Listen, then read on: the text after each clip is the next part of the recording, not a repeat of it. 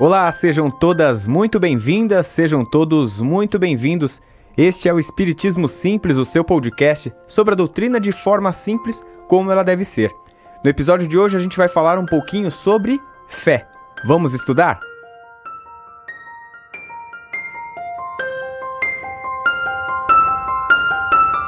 Como eu disse já na introdução, no episódio de hoje a gente vai falar um pouquinho sobre fé. Como que a fé é relacionada, é ligada ao espiritismo, como é que ela é tratada, se é uma fé cega, uma fé raciocinada que a gente acaba ouvindo falar e como é que isso funciona. Antes de começar também o nosso podcast, gostaria já de deixar os nossos agradecimentos, mais um episódio gravado nos estúdios da Rádio Café Music. Então, se você quiser acompanhar o trabalho deles, é só seguir lá no Instagram, @Estúdio Rádio Café e @Rádio Café Music. Muito obrigado a todo mundo da Rádio Café. Quando a gente vai tratar um pouco desse assunto ligado à fé, a gente encontra na busca, enquanto a gente faz a pesquisa para preparar esse texto, a gente encontra muita coisa ligada ao tema de como se fosse a fé algo absoluto, né? Então a fé ela seria como um sinônimo, uma confiança absoluta. É como se fosse algo inabalável. Então, se a gente trata de fé, a gente não pode questionar, a gente não pode entrar em discussão nesse tema. Esse é um dos pontos em que o Espiritismo coloca um de seus princípios, né? Para o Espiritismo, essa questão de uma fé inabalável, ela não existiria. Porque o Espiritismo trata de uma fé raciocinada. Então, para o espírita, ele acredita sim que, claro, é importante a gente acreditar em algo, que a gente tenha confiança sempre naquilo que a gente pensa, mas mais importante ainda é que a gente consiga questionar essa fé. Para a gente chegar um dia a falar que acredita em algo, antes a gente precisa saber, e não apenas achar por achar. Quando a gente faz esse estudo, a gente identifica que, por exemplo, alguns teólogos, eles acabam colocando a crença sim como algo que pode ser raciocinada e questionada, mas a fé não. É como se a fé fosse, de fato, então, um dom, algo transcendental e inquestionável. Essa parte do texto eu acabei trazendo do site doutrinaespírita.com.br, dando os créditos para eles também. E aí, quando a gente coloca essa ideia em confronto com o que pensa o Espiritismo, a gente busca em Kardec, que ele coloca para a gente, abre aspas para Kardec, fé inabalável só o é a que pode encarar frente a frente a razão em todas as épocas da humanidade. E se a gente for trazer também Emmanuel, o mentor espiritual de Chico Xavier, ele fala, conseguir a fé é alcançar a possibilidade de não mais dizer eu creio, mas afirmar, eu sei, com todos os valores da razão, tocados pela luz do sentimento. Então é muito próximo daquilo que eu estava falando agora há pouco. A gente não pode apenas acreditar porque nos disseram assim e assim, Deus quis assim. Não, gente. O Espiritismo ele traz isso pra gente. Questionar, questionar e questionar. Só assim a gente vai conseguir compreender. E quando a gente compreende, aí sim a gente pode autenticar. Eu acredito nisso, por conta disso.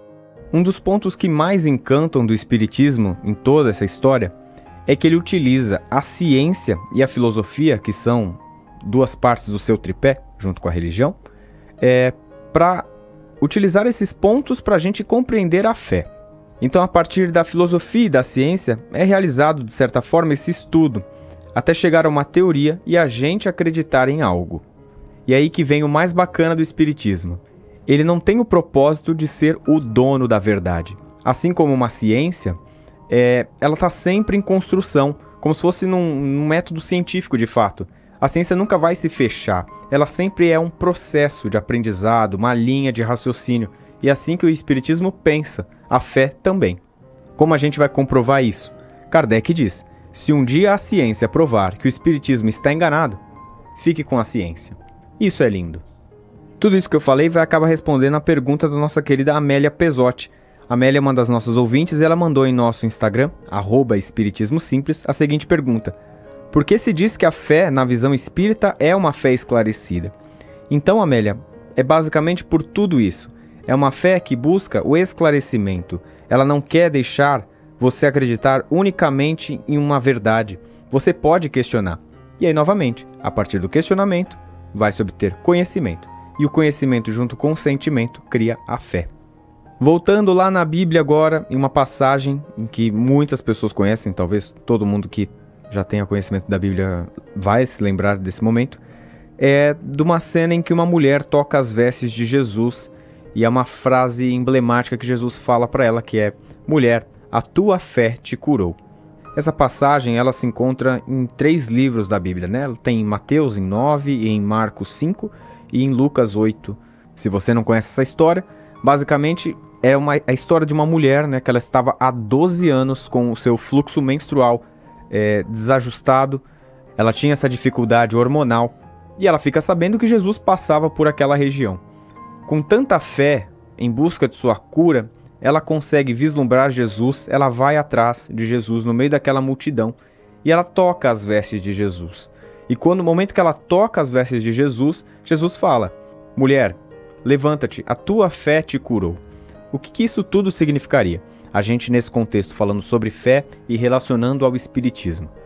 Jesus nesse momento ele quer mostrar que não necessariamente tenha sido talvez o toque que fez de forma milagrosamente que ela tenha sido curada daquele fluxo menstrual, da hemorragia, que a Bíblia coloca como hemorragia, por esses 12 anos. Mas internamente ela foi curada a partir de sua fé. Partindo dessa lógica, se a gente pensar, a sua fé te curou, a cura dela estava o tempo todo dentro dela mesma. Bastou ela ativar esse sentimento, bastou ela acreditar. E a gente já tratou desse assunto, da questão das boas vibrações da energia, até no podcast anterior, se você quiser ouvir, o quão é importante essa questão do pensamento positivo, da vibração, e o quanto isso move, o quanto isso é eficaz. A gente ouve falar muito sobre que o reino de Deus está dentro de nós, certo? Se o reino de Deus está dentro de nós, onde está Deus? Deus está dentro de nós. Logo, se eu quero um contato com Deus, com quem que eu devo me conectar? Aonde que eu devo me conectar? Então não tem um lugar que a gente tem que ir.